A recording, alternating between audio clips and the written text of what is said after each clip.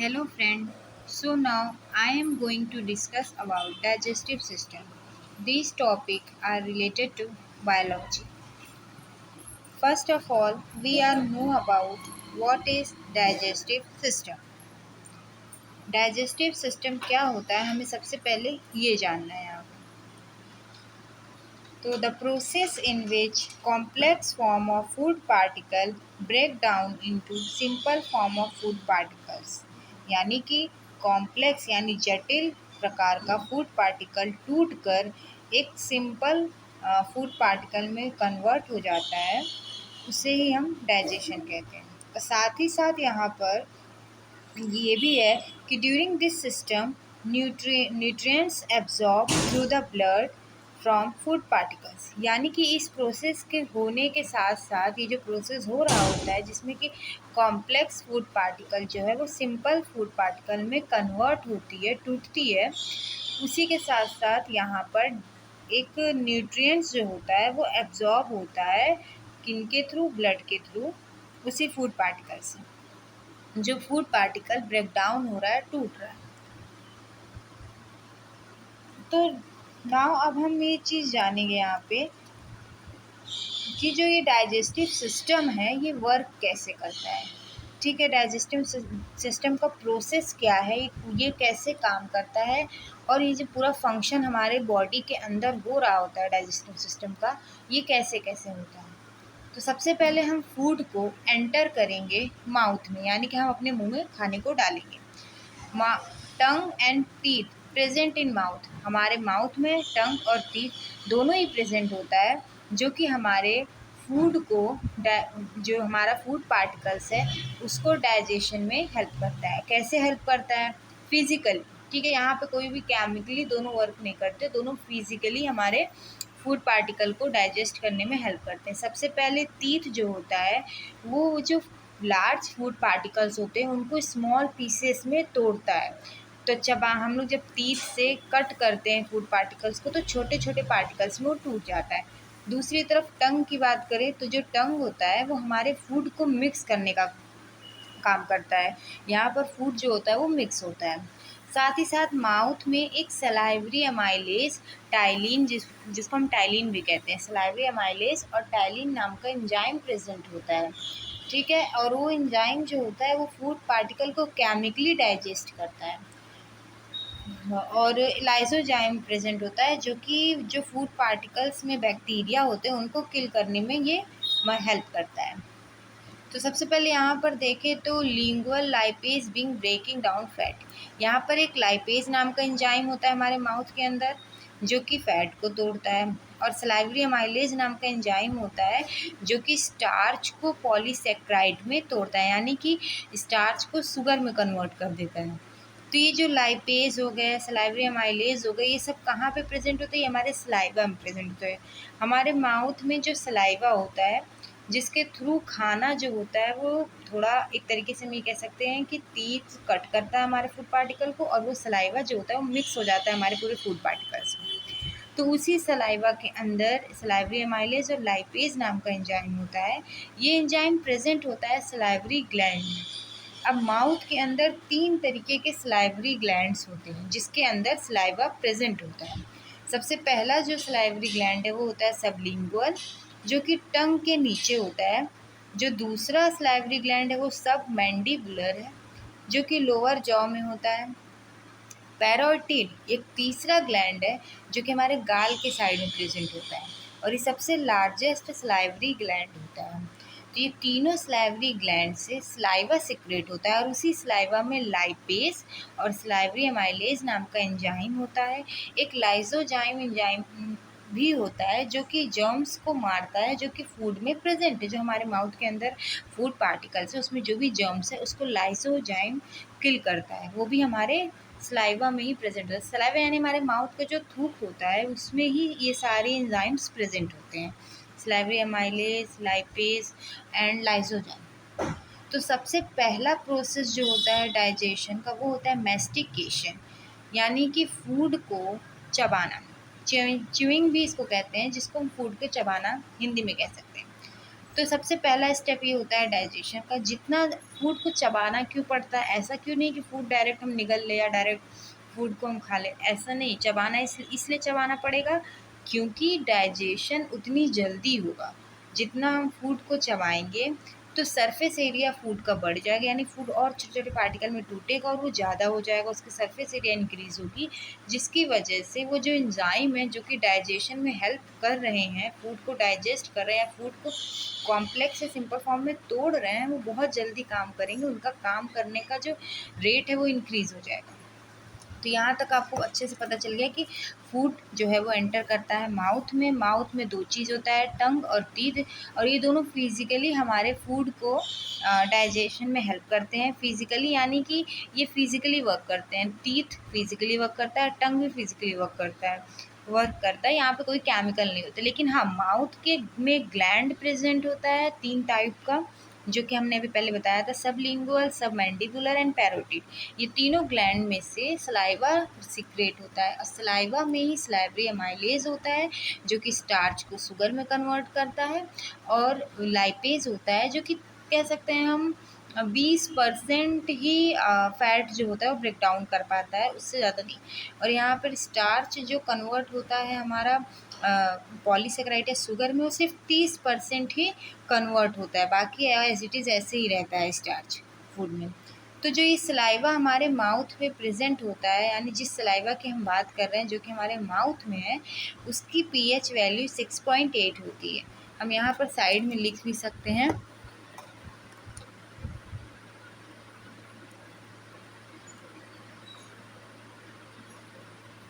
Saliva.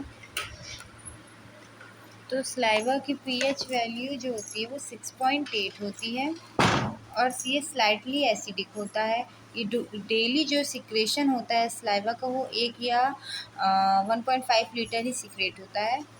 और enzyme जो कि सलाइवा में प्रेजेंट होते हैं वो पहले ही बताएं, टाइलिन या सलाइवरी एमाइलेज एंड लाइसोजाइम, दोनों का काम होता है। टाइलिन सलाइवरी एमाइलेज जो होता है वो पॉलीसेकेराइड में स्टार्च को कन्वर्ट करता है, और लाइसोजाइम हमारे जर्म्स जो प्रेजेंट होते हैं फूड में उनको मारता है। देन उसके बाद फूड एंटर करता है ईसोफेगस में। ईसोफेगस में जब फूड एंटर करता है तो यहाँ पर फूड जो होता है वो बोलस फॉर्म में कन्वर्ट हो जाता है। बोलस का मतलब ये होता है कि ये जो फूड होता है वो ऐसा तैयार हो जाता है जो कि अब स्टमक यानी हमारे पेट में जाने जितना प्रिपेयर हो जाता है, यानी कि फूड उस फॉर्म में हो जाता है जिस फॉर्म में वो हमारे स्टमक में एंटर कर सके।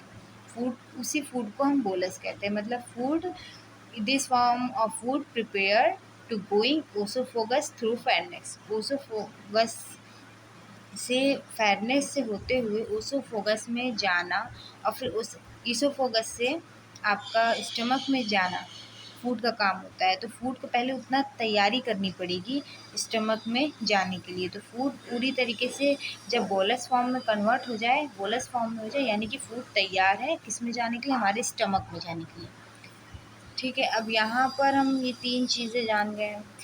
अब ईसोफिगस स्पिंचर यहाँ पे होता है, एक तरीके का मसल्स होता है जो बंद हो जाता है। फूड अब वापस उल्टा नहीं जा सकता ईसोफोगस में, अगर फूड एक बार स्टमक में आ गया हो तो, इसलिए यहाँ पे स्पिंचर्स लगे होते हैं जो कि बंद हो जाते हैं। अब यहाँ पर गैस्ट्रिक जूस प्रेजेंट होता है हमारे किसमें, स्टमक में। गैस्ट्रिक जूस में कई चीज़ें प्रेजेंट होती हैं, जैसे कि पेप्सिन, हाइड्रोक्लोरिक एसिड, ये कई चीज़ें होती हैं जो कि फूड को डाइजेस्ट करने में हेल्प करती है। और यहाँ पर बाकी चीज़ें जो फूड में अभी डाइजेस्ट नहीं हुआ है वो डाइजेस्ट हो जाता है। जैसे कि सबसे पहले यहाँ पर अगर हम बात करें गैस्ट्रिक जूस में, प्रोटीन डाइजेस्ट होना स्टार्ट होता है। प्रोटीन डाइजेस्ट होना यहाँ पर शुरू हो जाते हैं। एक चीज़ हम यहाँ पे और जानेंगे, ये जो स्टमक होता है वो 3 पार्ट में डिवाइड होता है। सबसे अपर पार्ट जो होता है उसे कार्डियक कहते हैं, मिडल पार्ट को हम फंडिक कहते हैं, और लास्ट पार्ट को हम पायरोलिक कहते हैं। यहाँ पे पायरोलिक स्पिंचर भी होता है। ठीक है, ये 3 पार्ट होते हैं जो डिवाइड, स्टमक के 3 पार्ट में स्टमक डिवाइड होता है, बटा होता है 3 पार्ट में। देन अब उसके बाद हम बात करते हैं कि स्टमक में खाना कितनी देर रहता है, हमारे स्टमक में जाकर खाना कितनी देर रहता है। तो 3 से 4 घंटे स्टमक में हमारे खाना रहता है।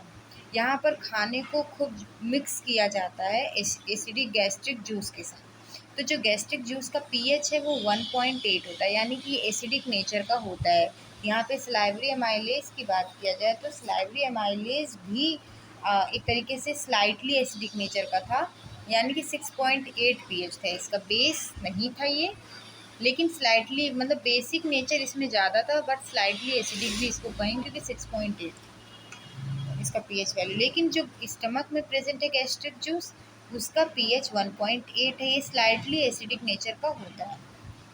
तो स्टमक में गैस्ट्रिक ग्लैंड होता है जो कि म्यूकोसा लेयर में प्रेजेंट होता है। स्टमक कई लेयर्स मिलकर बने होते हैं, तो जो म्यूकोसा लेयर होता है उसी में गैस्ट्रिक ग्लैंड प्रेजेंट होता है, और गैस्ट्रिक ग्लैंड से ही गैस्ट्रिक जूस का सिक्रेशन होता है, जिसको हम डाइजेस्टिव जूस भी कहते हैं। और ये 1.8 पीएच का होता है, इसकी एसिडिक नेचर का होता है। अब बात करते हैं 3 तरीके के सेल की। जो 3 तरीके की सेल प्रेजेंट होती हैं गैस्ट्रिक ग्लैंड में, वो होती हैं जहाँ से कि गैस्ट्रिक जूस सिक्रेट होता है। जहाँ से गैस्ट्रिक जूस सिक्रेट होता है, जाहिर सी बात है कोई भी एंजाइम का सिक्रेशन ग्लैंड से होता है। और ग्लैंड का फॉर्मेशन कैसे होता है, मैनी टाइप ऑफ सेल्स जब एग्रीगेट हो जाते हैं तो वो ग्लैंड का फॉर्मेशन कर देते हैं। तो ग्लैंड में कई तरीके के सेल, एक ही टाइप के कई सेल्स होते हैं। जैसे कि पहला सेल अगर हम देखा जाए तो गैस्ट्रिक ग्लैंड में जो पहला सेल होता है वो पैरेटल या ऑक्सीनेटिक सेल होता है, जिसमें से हाइड्रोक्लोरिक एसिड का सिक्रेशन होता है, जिस सेल से HCl यानी कि हाइड्रोक्लोरिक एसिड सिक्रेट हो जाता है। दूसरा म्यूकस नेक्स्ट सेल होता है, वो सेल जहाँ से म्यूकस का सिक्रेशन होता है। तीसरा चीफ सेल होता है जिसमें से pepsin, rennin and lipase enzyme का सिक्रेशन होता है। तो ये सारी चीज़ें, तो हम अगर शॉर्ट में पढ़ें तो एंजाइम का सिक्रेशन किससे होता है, ग्लैंड से। ग्लैंड का फॉर्मेशन कैसे होता है, many cells are aggregate and formed gland. कई टाइप के नहीं, एक ही टाइप के सेल होते हैं पर कई सारे सेल होते हैं, वो एग्रीगेट होते हैं और वो ग्लैंड का फॉर्मेशन करते हैं। जैसे कि अगर यहाँ पे 3 तरीके के सेल एग्रीगेट हुए और उन्होंने ग्लैंड बनाया जिसमें से गैस्ट्रिक जूस का सिक्रेशन हुआ। तो जो हमारे यहाँ सबसे पहले बात करें HCl की, जो HCl सिक्रेट हो रहा है वो एक तरीके से खाने को में जितने भी क्या कहते हैं आप कह सकते हैं स्टमक वॉल को ऐसे जितने भी बैक्टीरियाज होते हैं, जितने भी वायरस कीटाणु होते हैं, जर्म्स होते हैं, उनको किल करने के लिए हाइड्रोक्लोरिक एसिड को सिक्रेट किया जाता है। हाइड्रोक्लोरिक एसिड जो होता है ये इसका इतना ही काम होता है। फिर उसके बाद हाइड्रोक्लोरिक एसिड एक एसिडिक नेचर का होता है, इससे हमारे स्टमक के वॉल को हार्म ना हो, इसलिए यहाँ पे एक म्यूकस नाम का एंजाइम भी सिक्रेट होता है जो कि हाइड्रोक्लोरिक एसिड से स्टमक वॉल को प्रोटेक्ट करता है। ठीक है। लाइपेज जो होता है ये फूड में प्रेजेंट फैट को डाइजेस्ट करता है, और साथ ही साथ यहाँ पर जो रेनिन एंजाइम होता है, ये रेनिन एंजाइम जो है वो मिल्क को डाइजेस्ट करता है, यानी जो मिल्क होते हैं उनको डाइजेस्ट करने में रेनिन हेल्प करता है। मिल्क में कैसिन होता है, कैसिन एक तरीके का प्रोटीन होता है, एंजाइम होता है जिसको डाइजेस्ट करने में रेनिन हेल्प करता है। अब पेप्सिन एंजाइम की बात करें तो पेप्सिन जो होता है वो इनएक्टिव फॉर्म में होता है। ये एक्टिवेट कैसे होगा, हाँ, एसिडिक मीडियम से पेप्सिन एक्टिवेट भी हो जाता है। जैसे जो हाइड्रोक्लोरिक एसिड है, अगर वो रिलीज नहीं होगा तो हमारा पेप्सिन जो है वो एक्टिवेट नहीं होगा। जब पेप्सिन एक्टिवेट नहीं होगा तो फूड में जितने भी प्रोटीन है वो प्रोटीन डाइजेस्ट नहीं होंगे, यानी वो प्रोटीन पेप्टोन या पेप्टाइड में कन्वर्ट नहीं होगी। तो यहाँ पर पेप्सिन और रेनिन दोनों ही प्रोटियोलिटिक एंजाइम होते हैं स्टमक के प्रोटियोलिटिक एंजाइम्स होते हैं। तो यहाँ पर सबसे पहले अगर बात करें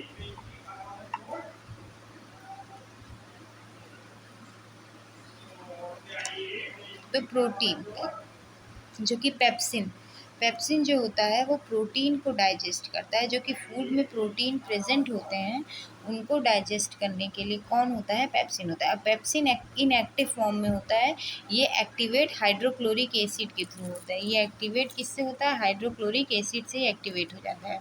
अब पेप्सिन जैसे ही एक्टिवेट होगा, ये यहाँ पे लिखा है the digestion of protein in the stomach occur mainly due to the action of hydrochloric acid.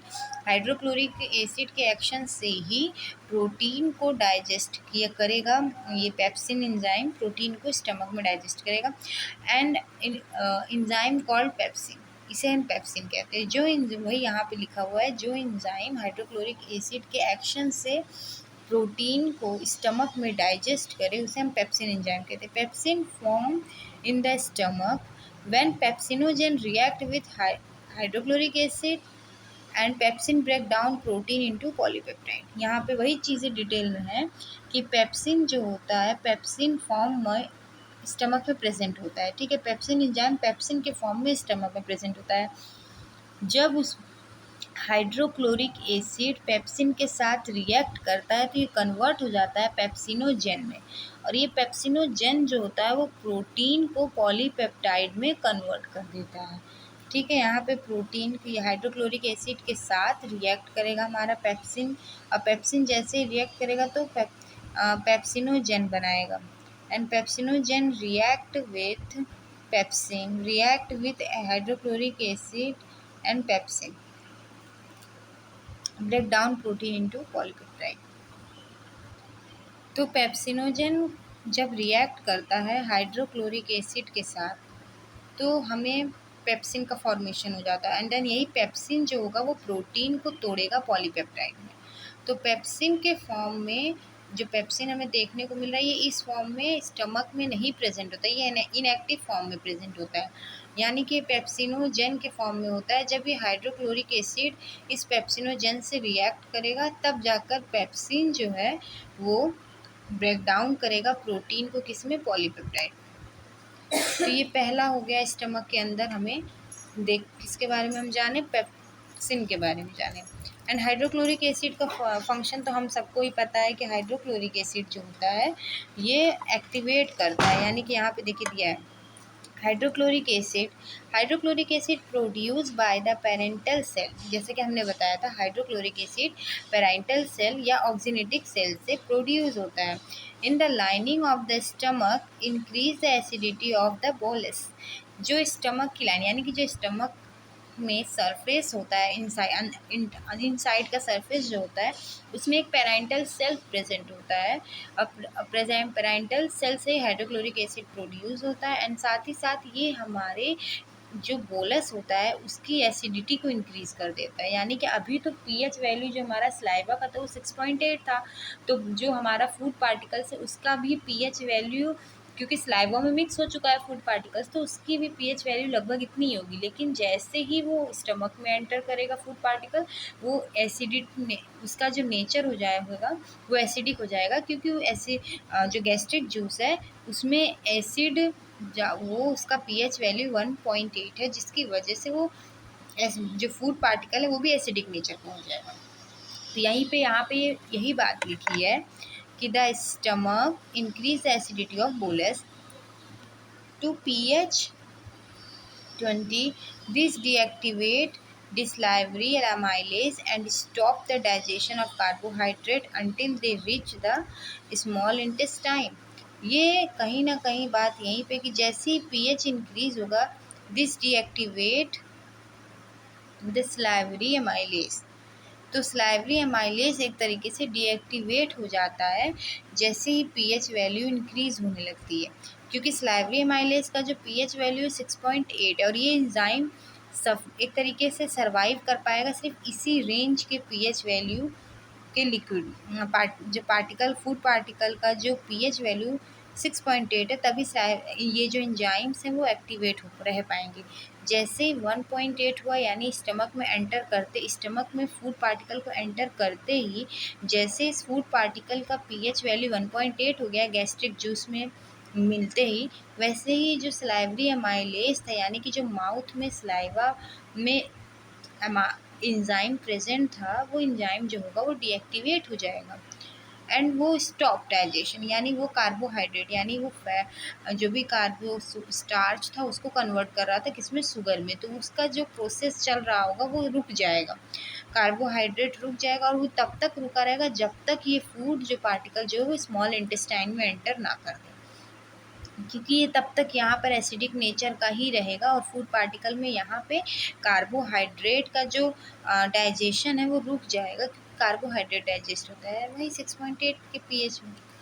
तो यहाँ पर इतनी चीज़ें क्लियर हो गई हैं कि फूड पार्टिकल जब माउथ से होते हुए फायरनेक्स के थ्रू इसोफोगस से होते हुए आ रहा था स्टमक में, तो इस फूड का जो नेचर था, पीएच वैल्यू 6.8 थी, यानी कि अभी अभी तक इसमें सलाइवरी अमाइलेज एंजाइम काम कर रहा है। इस फूड पार्टिकल में जितने भी कार्बोहाइड्रेट हैं या स्टार्च है वो टूट रहे हैं, वो ब्रेक डाउन हो रहे हैं, लेकिन जैसे ही गैस्ट्रिक जूस में ये फूड पार्टिकल चला जाएगा, यहाँ पर ये जो काम है वो डीएक्टिवेट हो जाएंगे, यानी कि ये सलाइवरी अमाइलेज का काम ख़त्म हो जाएगा, या ये कह सकते हैं कि रुक जाएगा कुछ देर के लिए जब तक कि वो स्मॉल इंटेस्टाइन में एंटर ना करे।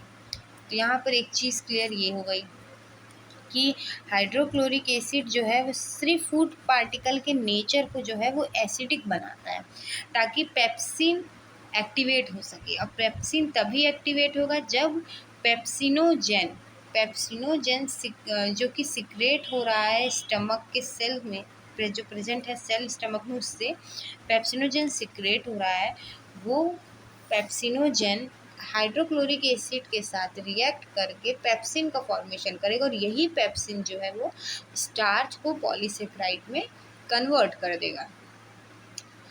तो ये सारी चीज़ें यहाँ पर हैं, और बहुत सारे एंजाइम्स हमें देखने को मिलते हैं इस गैस्ट्रिक जूस में, लेकिन जो मेन है वो है hydrochloric acid and pepsin enzyme.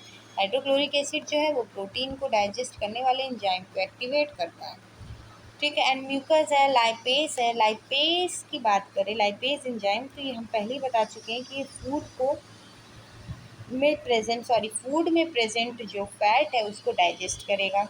और म्यूकस जो है, हाइड्रोक्लोरिक एसिड जब हमारे बॉडी में इंक्रीज़ हो जाता है तो उस हाइड्रोक्लोरिक एसिड से हमारे वॉल को प्रोटेक्ट करने के लिए, स्टमक वॉल को प्रोटेक्ट करने के लिए म्यूकस का फॉर्मेशन होता है। रेनिन एंजाइम, जैसे कि जो छोटे बच्चे होते हैं, न्यू बॉर्न बेबी होते हैं, वो कुछ खाना नहीं खाते, वो सिर्फ मिल्क पीते हैं, तो मिल्क में कैसिन एंजाइम प्रेजेंट होता है, और उस एंजाइम को सिक्रेट करने के लिए सबसे ज़्यादा रेनिन एंजाइम हेल्पफुल होता है, क्योंकि वो सारे कैसिन को डाइजेस्ट कर लेता है। क्योंकि गाय में भी देखा जाए तो गाय में भी रेनिन एंजाइम ज़्यादा है, क्योंकि गाय भी एक तरीके से सिर्फ सेलुलोज का सेवन करती है, दूध का या सेलुलोज का, इसलिए उनमें भी रेनिन एंजाइम पाया जाता है।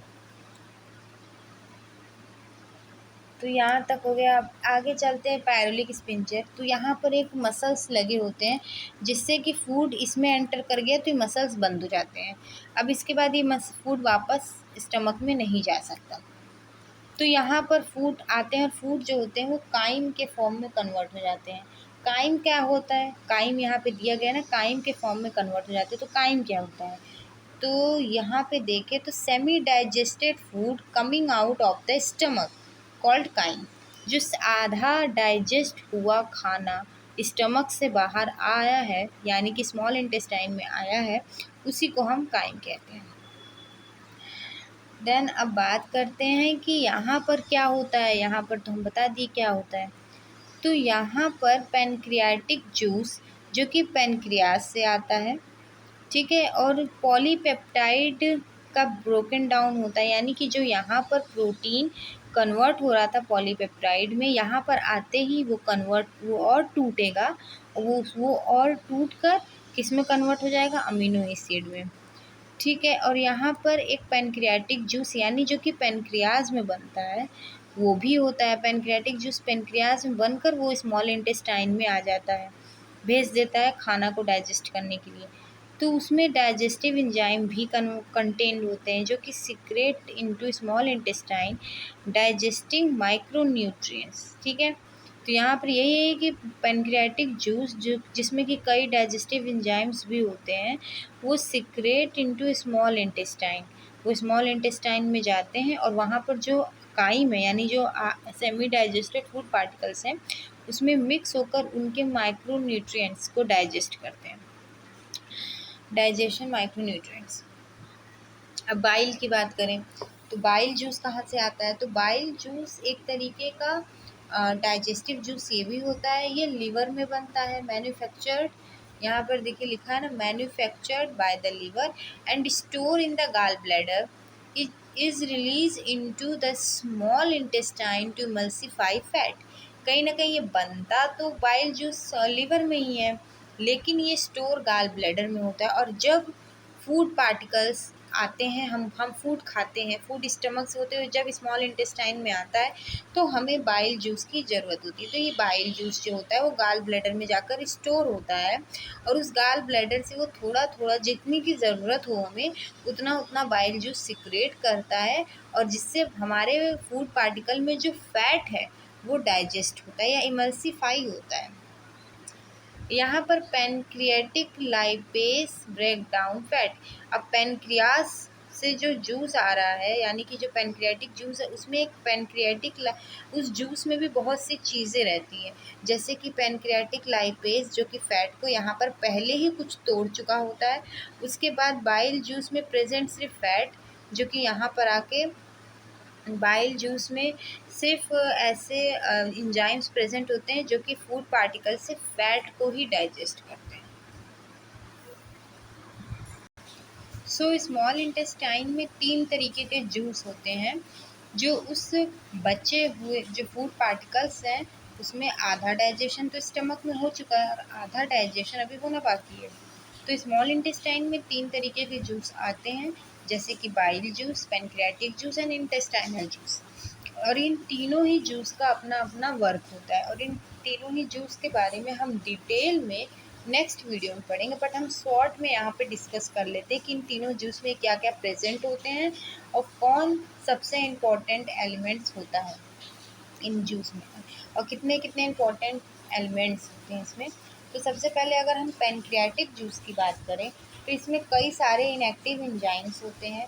पैनक्रियाटिक जूस बनता तो पैनक्रियाज में ही है, लेकिन ड्यूडेनम एक जो पार्ट है स्टमक स्मॉल इंटेस्टाइन का सबसे अपर पार्ट होता है ड्यूडेनम। उस ड्यूडेनम में एक जॉइंट होता है जो पैनक्रियाज से जुड़ा होता है, वो बनकर पैनक्रियाज में पैनक्रियाटिक जूस उसी ड्यूडेनम पर के जो पॉइंट होते हैं वहाँ से रिलीज़ हो जाता है स्मॉल इंटेस्टाइन।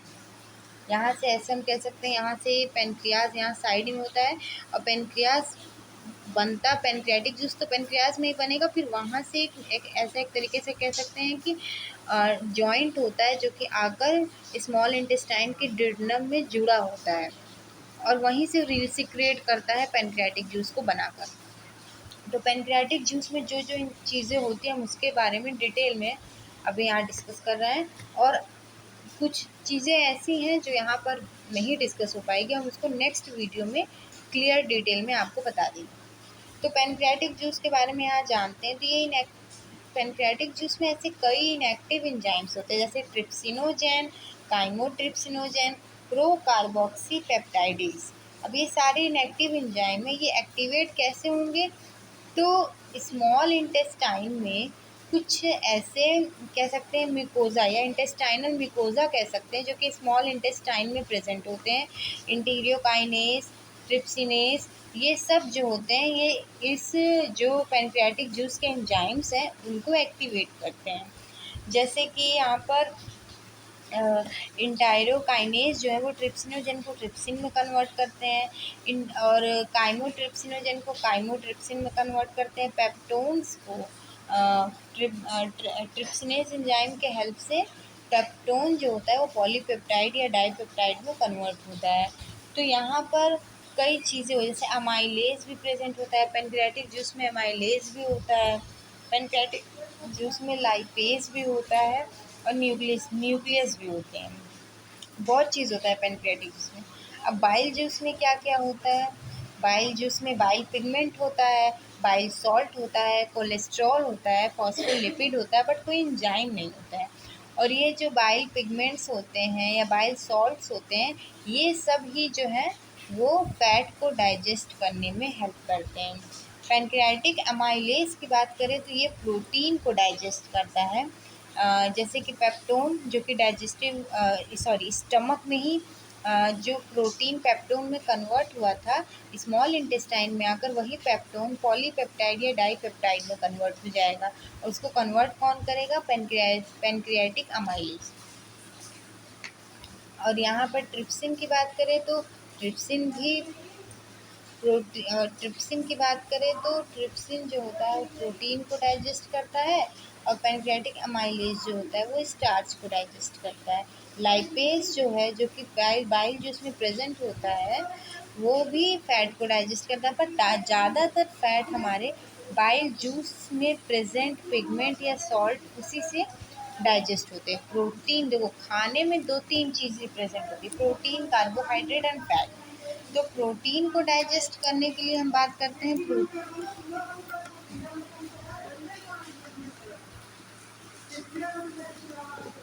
तो प्रोटीन को डाइजेस्ट जो करता है वो है हमारा ट्रिप्सिन जो होगा वो प्रोटीन को डाइजेस्ट करेगा। पेनक्रियाटिक जूस में जो ट्रिप्सिन होगा वो प्रोटीन को डाइजेस्ट करेगा।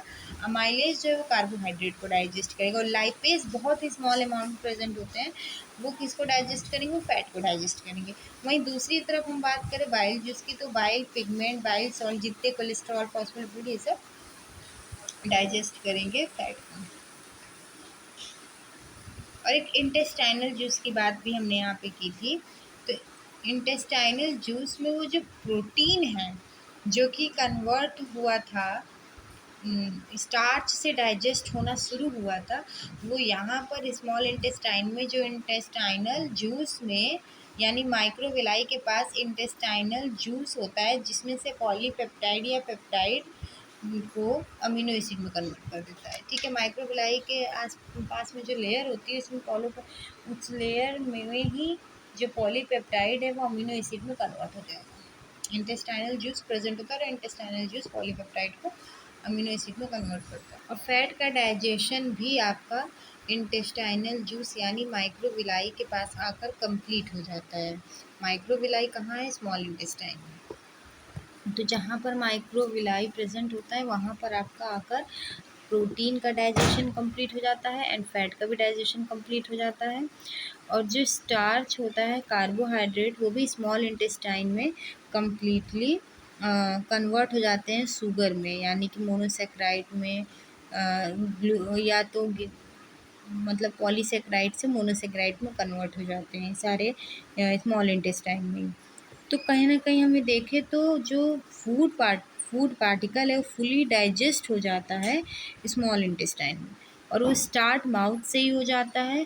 प्रोटीन का डाइजेशन स्टमक से स्टार्ट होता है और फैट का डाइजेशन स्मॉल इंटेस्टाइन यानी कि बाइल जूस जो कि लिवर में बनता है और गाल ब्लैडर में स्टोर होता है, बाइल जूस से स्टार्ट होता है।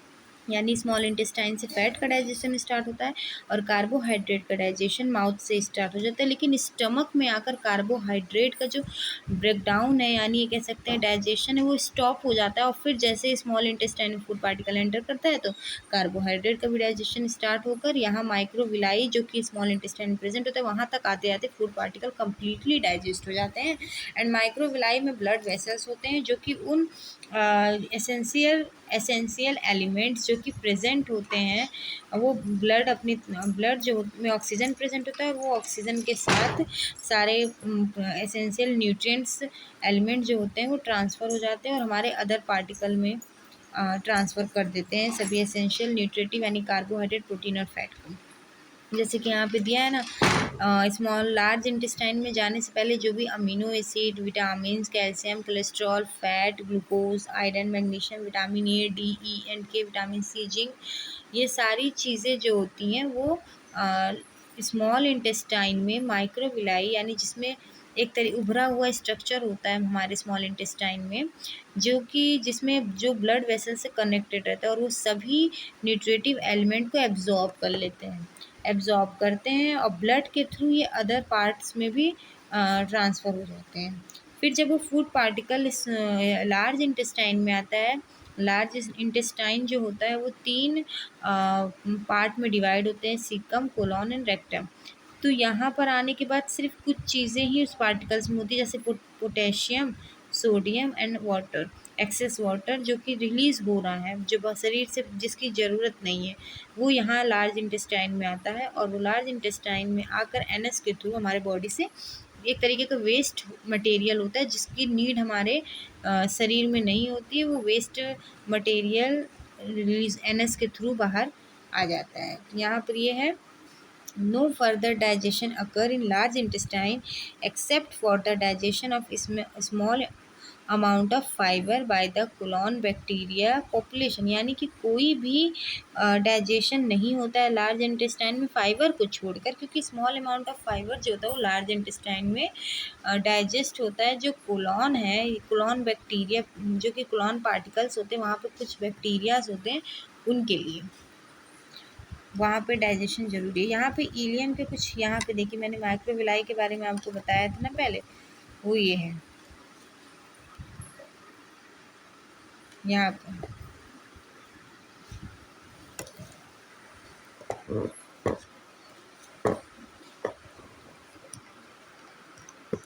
तो यहाँ पर villi and microvilli of the small intestine, ये विलाई जैसे उभरा हुआ स्ट्रक्चर होता है जिसमें से फूड पार्टिकल में जितने भी न्यूट्रिटिव एलिमेंट्स होते हैं वो एब्जॉर्ब हो जाते हैं, क्योंकि यहाँ पर ब्लड वेसल्स होता है और ब्लड उन सभी न्यूट्रिशंस को फूड पार्टिकल्स से ले लेता है जो हमारे शरीर के लिए यूज़फुल है। आर्टरी, वीन, ये ब्लड वेसल्स जो होते हैं। तो villi and microvilli of the small intestine are tiny structure that cover the wall look like a finger. They increase the surface area of, maximize the absorption of nutrients from food. जो भी food में nutrients होते हैं उनको absorb करने के लिए एक तरीके से सरफेस एरिया बढ़ जाता है, और जितना ज़्यादा सरफेस एरिया बढ़ेगा उतना ही ज़्यादा न्यूट्रिएंट्स एब्जॉर्ब होंगे फूड से। इसीलिए विलाई जो होता है वो अपना सरफेस एरिया इंक्रीज कर लेता है। Water soluble vitamin and mineral are absorb into the blood stream. कहीं ना कहीं जो वाटर सॉल्युबल विटामिन है, मानी मीन्स वो विटामिन जो वाटर में सॉल्युबल हो रहा है, एंड मिनरल्स जो कि एब्जॉर्ब हो रहे हैं, वो ब्लड स्ट्रीम के थ्रू ब्लड में एब्जॉर्ब होते हैं। Bile is needed for absorption of fat soluble vitamin. Bile की ज़रूरत होती है फैट सॉल्युबल विटामिन को एब्जॉर्ब करने के लिए। बाइल की हमें नीड होती है ताकि हम फैट सॉल्युबल विटामिन को एब्जॉर्ब कर सकें। Fat soluble vitamin enter the lymph vessels. Fat soluble vitamin lymph vessels, ये जो लिम्फेटिक वेसल्स आपको देखने को मिल रहा है उसमें एंटर करती हैं, and enter the lymph and before making their way into the blood stream. और ये फिर अपने तरीके से अपना रास्ता अपने तरीके से वो ब्लड स्ट्रीम में एंटर कर जाती हैं।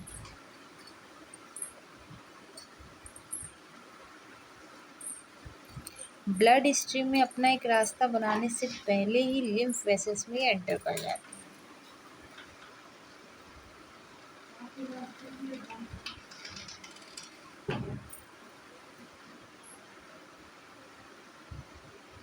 तो ये सारी चीज़ें आपको यहाँ पर देखने को मिलेंगी।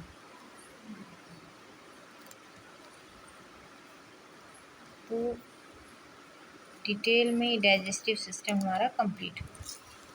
यहाँ पे हमने बताया इलियम पार्ट में ही वो विलाई होता है।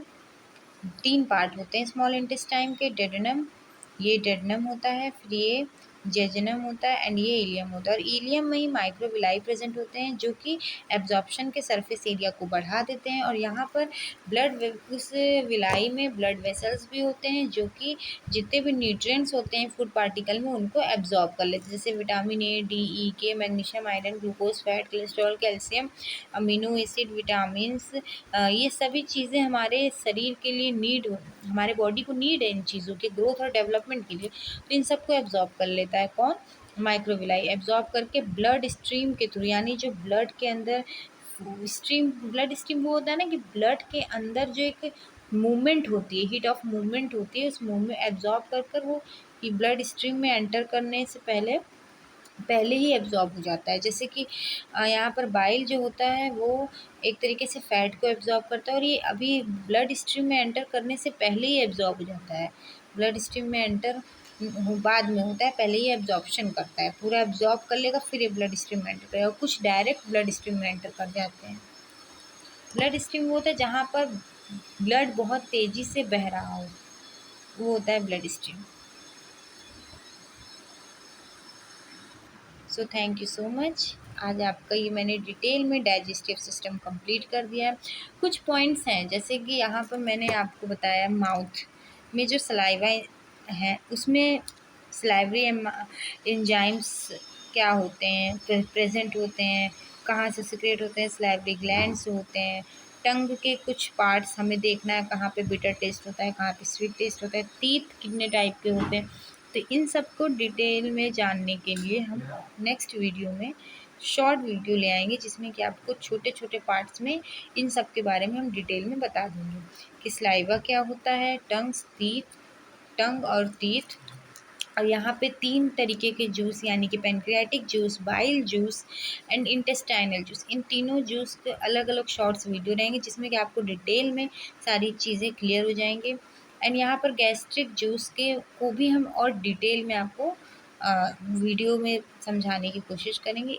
ये एक शॉर्ट वीडियो था जिसमें आपको ओवरव्यू दिया गया है पूरे डाइजेस्टिव सिस्टम का, कि फूड एंटर होता है, फिर किस किस पार्ट से होते हुए फूड हमारे बॉडी में किस किस पार्ट से होते हुए ये पूरा प्रोसेस करता है, और साथ ही साथ कौन कौन से एंजाइम्स होते हैं जो फूड को कॉम्प्लेक्स फॉर्म से सिंपल फॉर्म में तोड़ने में हेल्प करते हैं, ब्रेक डाउन करने में हेल्प करते हैं। वो सारी चीज़ें थी। Thank you so much. मेरा वीडियो पसंद आया आपको तो आप इसको लाइक और सब्सक्राइब ज़रूर करिएगा, और हाँ, बेल आइकन ज़रूर प्रेस कर दीजिएगा। Thank you so much.